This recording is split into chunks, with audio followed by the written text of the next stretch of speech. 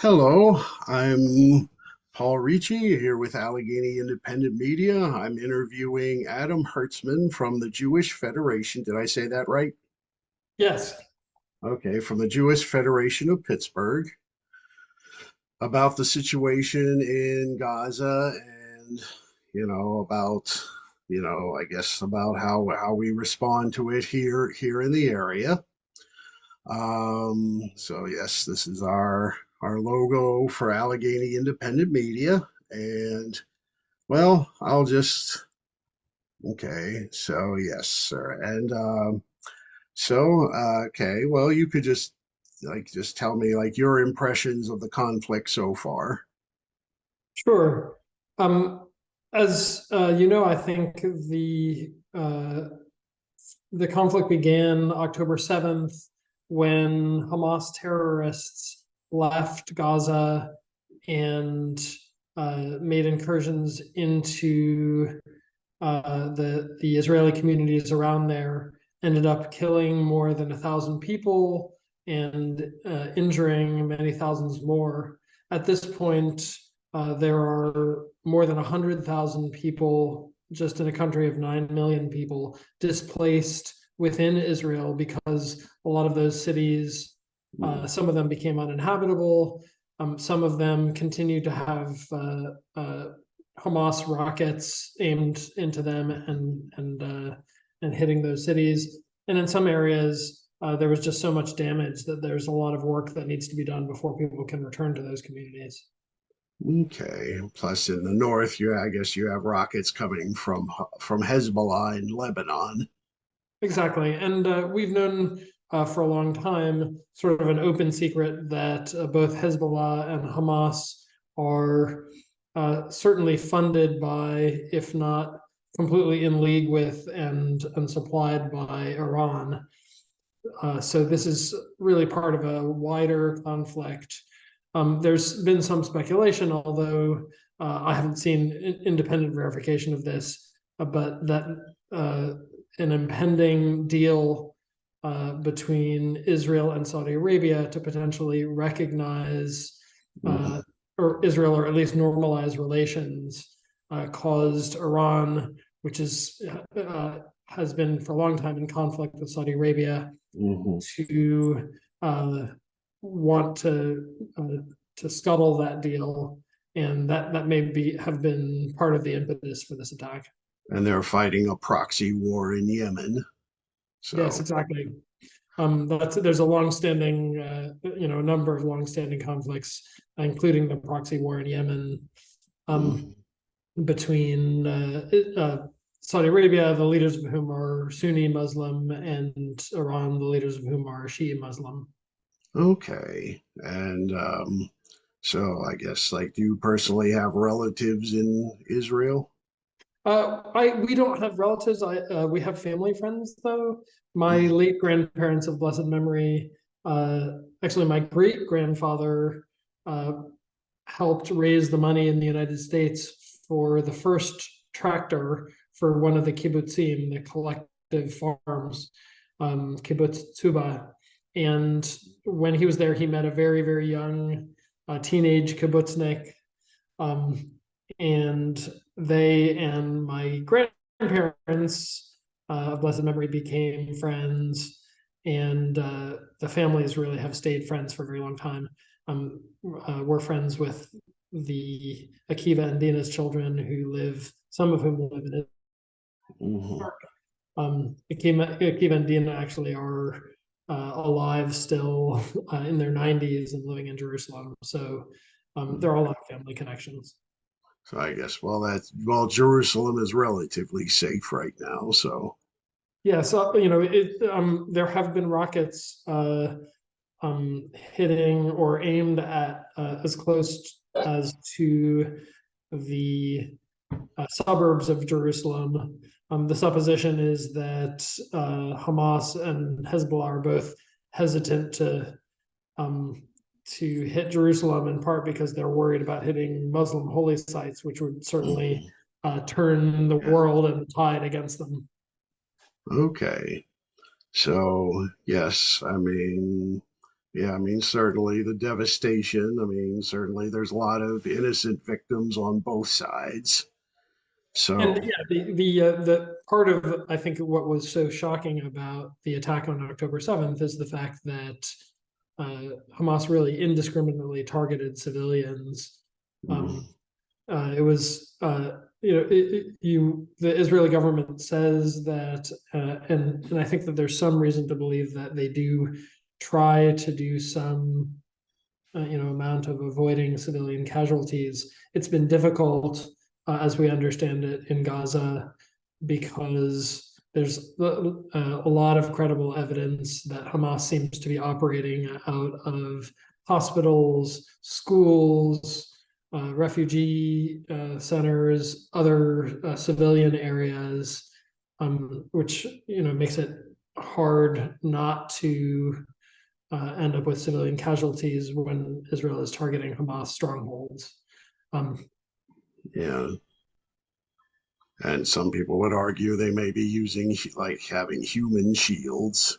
So, well, yeah, certainly that seems to have been some of the impetus for taking over 240 hostages. They again they took people somewhat indiscriminately back into Gaza, and I think that may have been some of the impetus behind that as well. okay. I mean, so what are your thoughts on, say, the two-state solution? Like, I know some people, that's been floated around, but I mean, that seemed right now that prospect seems further away than ever. I will say this: I unfortunately can't talk a lot about the political situation simply because the Jewish Federation of Greater Pittsburgh is a nonprofit. We'd certainly try to educate the community about the situation in Israel and what's going on. But we have to be very careful about commenting about the political situation simply because, as a nonprofit, we're prohibited from doing so.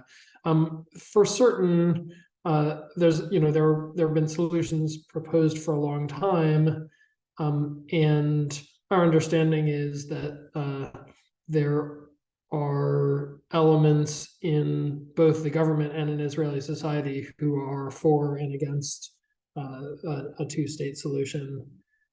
Okay. And yes, I know and I know certainly, I mean, Benjamin Netanyahu, right before, I mean, I guess before he was having difficulties with corruption and I guess the Israeli Supreme Court. So I'm, I mean, obviously, I know you said you can't comment on the political situation there, but okay. And so, do you know, like, was there a large contingent, say, from Pittsburgh that went down to Washington, D.C. for the pro-Israel rally? Yes, we took over 400 people from Pittsburgh down to the March for Israel.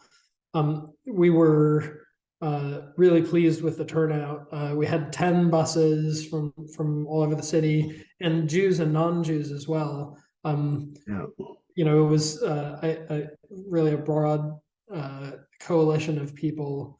I think that whatever your view on Israeli politics, supporting the March for Israel was really about supporting the people of Israel and Israel's right to exist as a independent Jewish state, and as well calls for continuing support for our elected officials, both for Israel and for the people of Israel, and for the release of the hostages. yeah, That there's been a lot of focus on that. We actually have a sister city relationship with the Carmel Misgav region in the Galilee. And so there are some personal relations there. There were a few hostages from Carmel Misgav who were down at the music festival in the South and were taken as hostages. So, and there are many, many Pittsburghers who do have family in Israel now, yeah. and more who have friends there. So yeah, it definitely felt personal, and I think that's why one of the reasons that we got such a large group of people to come out. Okay. Yes. I mean, so so are you still concerned about, say, anti-Semitic attacks or in the Pittsburgh area? The level of anti-Semitism that we've seen since the Hamas attack on October 7th has been dramatic and really, I think has put a lot of people in the Jewish community on edge. To Hmm. give you a sense, our national organization, Jewish Federations of North America, has a community security network called Secure Community Networks. Hmm. This the month of October was the highest month in terms of anti-Semitic incidents since they started tracking 10 years ago. And November, the last I looked, was on track to be even higher than that. So there is a lot of concern. One thing I will say about that, we have an excellent Jewish community security apparatus in Pittsburgh. As a matter of Yeah. fact, the national model is sometimes called the Pittsburgh model because they took a lot of the learnings that we had in Pittsburgh and applied them nationally. Hmm. So I hope people will continue. I Excuse me. hope people continue to feel safe and secure participating in Jewish life. Hmm. Because although there have been a lot of incidents of anti-Semitism, and I think people need to remain vigilant, Yeah. uh, the fortunate situation right now is that there are no direct threats of violence, and that our Jewish institutions and synagogues are very safe. Okay. I mean, I know. So I guess so. Is the Jewish Federation, are they affiliated with like the Anti-Defamation League or the B'nai? Um, Anti-Defamation League is actually a separate organization. Secure Community Network is our umbrella security organization. As a matter of fact, ADL doesn't really have an office in Pittsburgh. They do tracking in across the U.S. and Canada, Mhm. um, but we're reliant on Secure Community Network to relay information about what's going on here and to understand what's going on nationally. To give you a sense, so people may remember that sometime within the last year, there were hoax bomb threats called into JCCs, Jewish Mhm. community centers across the US. And the reason that we were able to learn pretty quickly that it was a hoax was we reported our Jewish Federation's security team reported the threat to Secure Community Network. Secure Community Network was really getting these reports of these threats in real time themselves. Mhm. So they were able to tell us that this was a national phenomenon, and that put us on high alert. But through a variety of means, they were pretty rapidly also able to conclude that it was a hoax.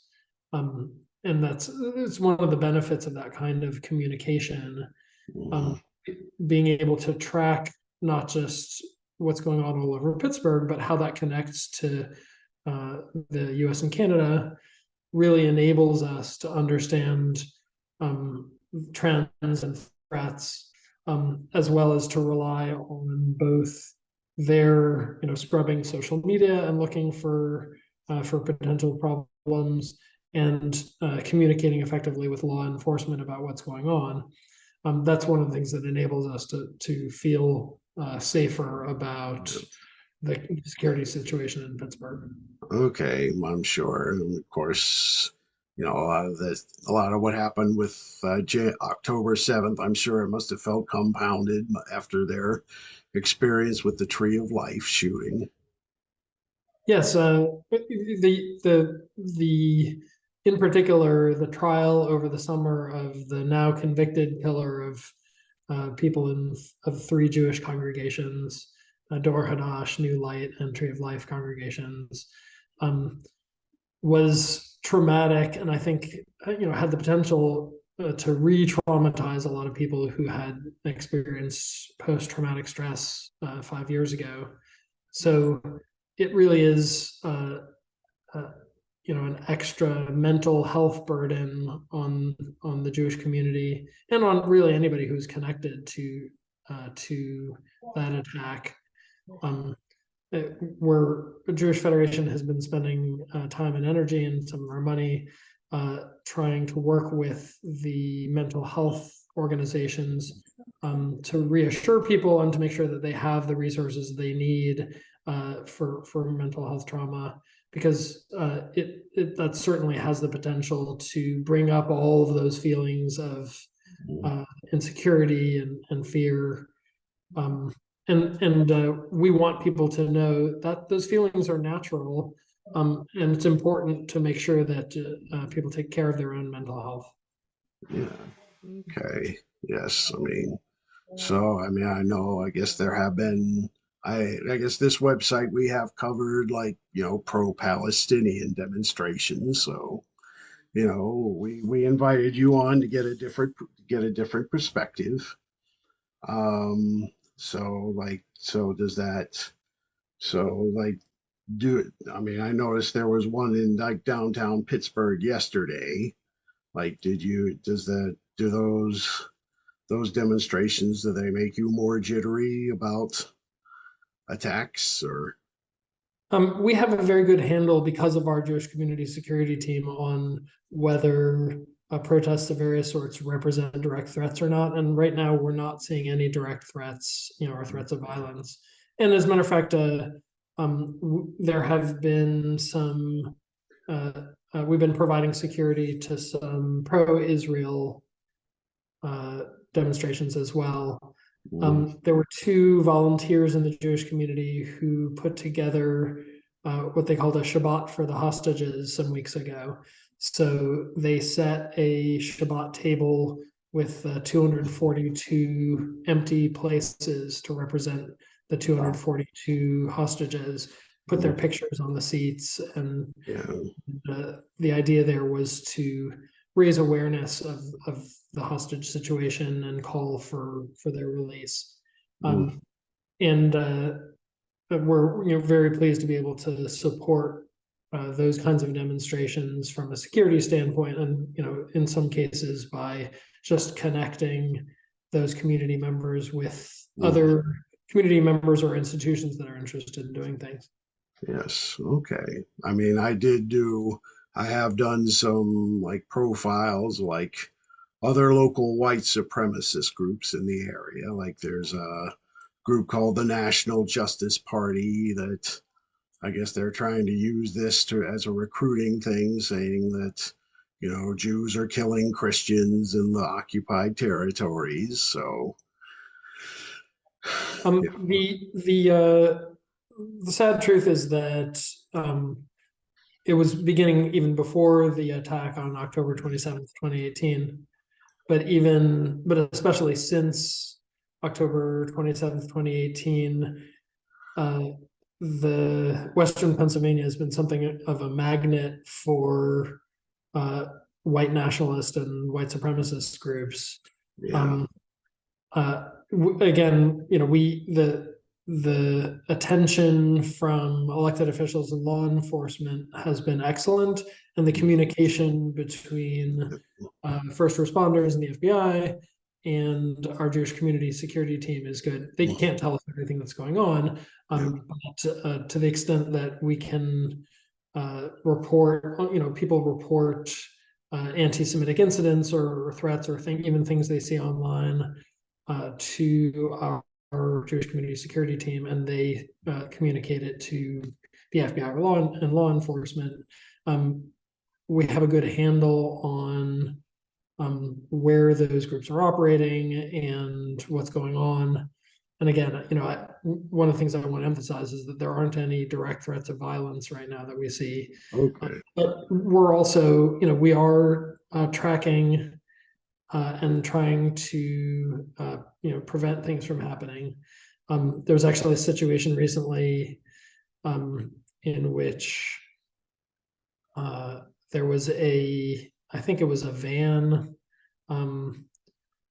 that was caught on somebody's Ring door camera in Oakland, and that was able to be tracked back from the anti-Semitic graffiti that that person had done, Hmm. because of somebody reporting that and saying, "Hey, I think I have that on camera."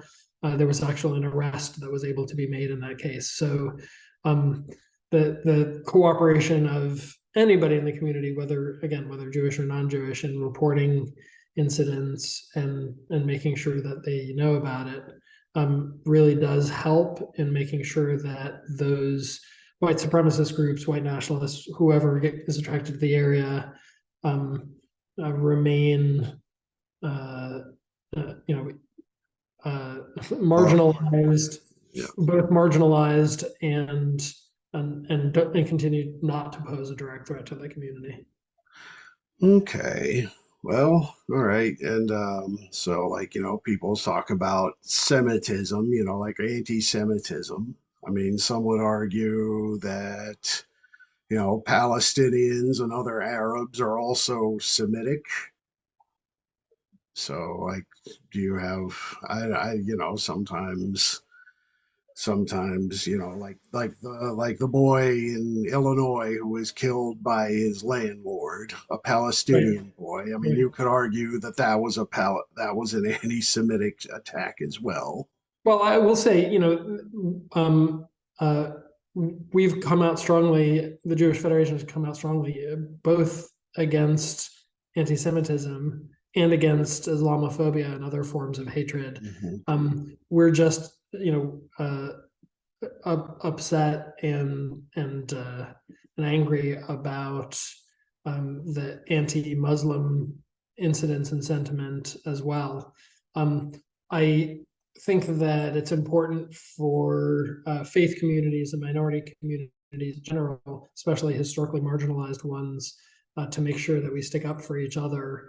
And Yes. it's important in a time when um, a lot of people are equating the actions of Israel with all Hmm. Jews, which is Yeah. absolutely not true. But Hmm. also, people are equating the actions of Hamas with all Muslims, which is Yeah. absolutely false as well. Hmm. Those false Yeah. equivalencies and false narratives have a really pernicious effect. And to the extent that we can speak out against them, we'll continue to do so because it's so important to recognize that people are people first, Hmm. and that people who are religious or identify as a particular religion have a variety of views and don't necessarily represent something terrible that's happening halfway across the world. Okay. All right. Well, I think that pretty much covers everything I had for today.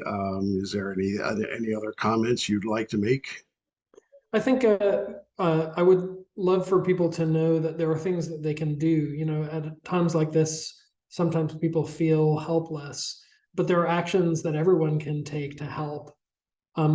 They can volunteer, and there's a lot of events and activities, both that they can volunteer for and events that people can attend around town. If they go to our website at jewishpgh.org, we've been publicizing a bunch of different Israel related events around town. People Okay. can give. The Jewish Federation has an Israel Relief Fund, and all of that money, net of credit card fees, goes to help. And they can do other things too, like contact their elected officials to make sure that they continue to support, write letters to the editor. There are a lot of actions that people can take, even writing letters of support to friends and family or people you don't know in Israel, which you can do through our website as well, is a great help to the people in Israel who are really feeling, uh, you know, a lot of pressure. I think it's hard to describe to Americans how volatile the situation feels in Israel right now, and I know there's a lot Mhm. of fear. So having Israelis know that they have support from the United Yeah. States is really important. Okay. So, like, I mean, could you are like, I guess I noticed there are a lot other organizations like Jewish Voices for Peace. Like, do you feel like there's a lot of, you know, bitter divisions within the Jewish community, like regarding, how Israel's responding? There are always a very wide variety of political opinions in the Jewish community, and one of the things that we're always challenged doing at the Jewish Federation is making sure that we represent all the voices in the Jewish community. But what I will say about that is, whatever your political leanings, I think it's great for people to get involved. From our perspective at the Jewish Federation, we don't support the government of Israel. If to the extent that we have any position on Israel, it's simply that Israel has a right to exist as a democratic Jewish state. Okay. Even that, in some circles, I know is a controversial statement. But at this point in Israel's history, there are a lot of people who don't think Israel has a right to exist and want to wipe Israel off the Yeah. map. Hamas has that in their charter. Yeah. Um, when they say things like, from the river to the sea, Palestine shall be free, Mhm. they're actually, that phrase is rooted in the idea that from the river to the sea, that all of historical Palestine will be cleansed of Jews. Yeah. That's a pretty radical idea. So, again, from my perspective personally, and I don't think from Federation's perspective, it is that radical to say that Israel has a right to exist. Okay.